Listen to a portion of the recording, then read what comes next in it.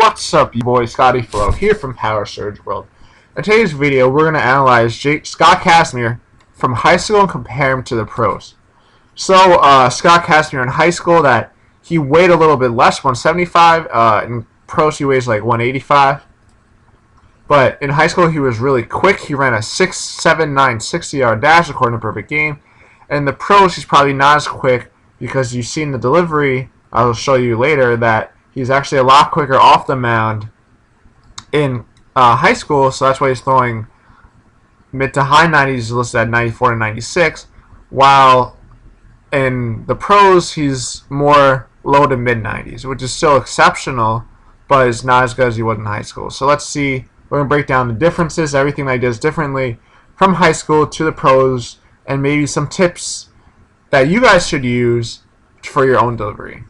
So let's get started. So I just timed up their foot, like this is right after they lift their leg, and they're you see they're in the same spot. So you see the differences immediately, where if I draw a line from the rubber, this is the rubber straight up, and this is the rubber. So you see that if you watch the angle of his hips, like this is hard to see from this angle, this is an awkward angle, but Kazmir from this angle, he's actually going a little bit more forward and than in this angle. So you could tell because he's the angle of his leg.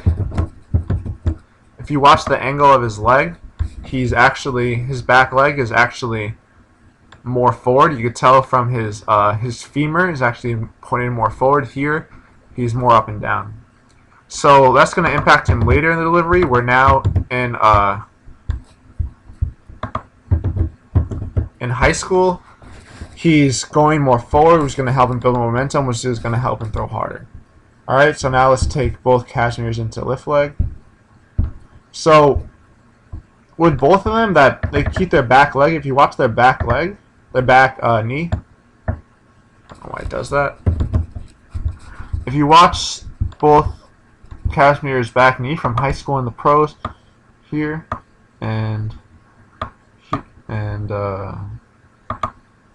here, whatever, you get the point, then they stay back really well. So you see he's keeping optimal torsion. You see he's going forward, but he's still keeping his knee back until he's ready to explode, which is right here. And let's look at this Kazmir. So here,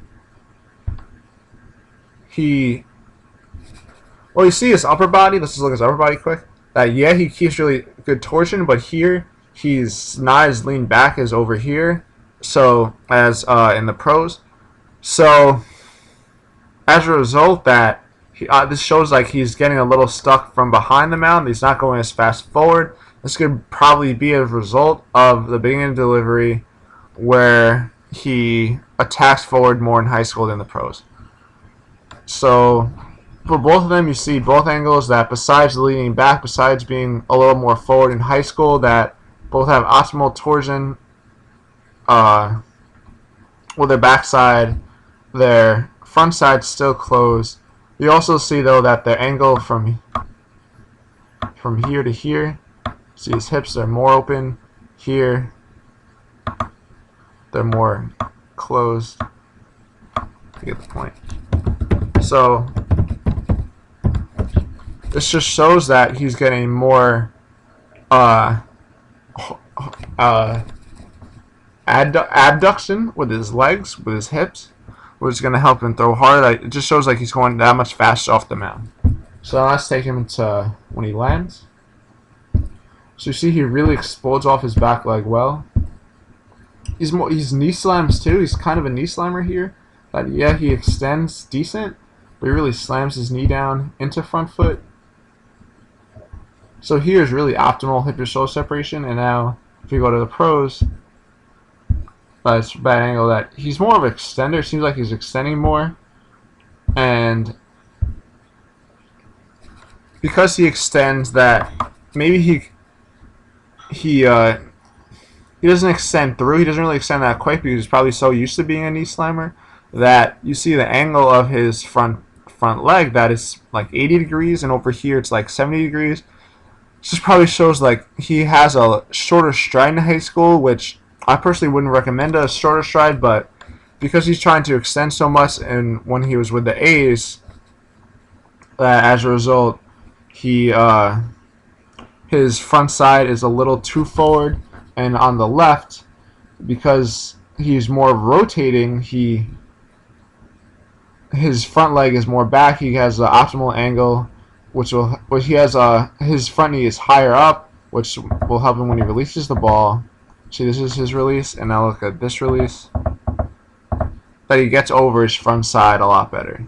So like if we see the release point, his release when look at his head is at or behind his leg, and over here his head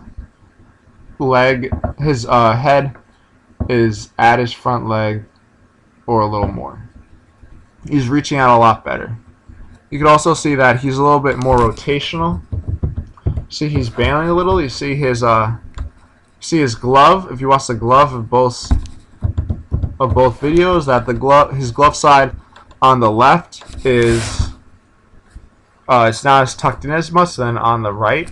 This just shows that he's getting more explosion through his front side, so he doesn't really have to rely on just rotating his upper body through that much, than compared to the right where he's a little bit slower, so you have to use just rotating through to get through his front side.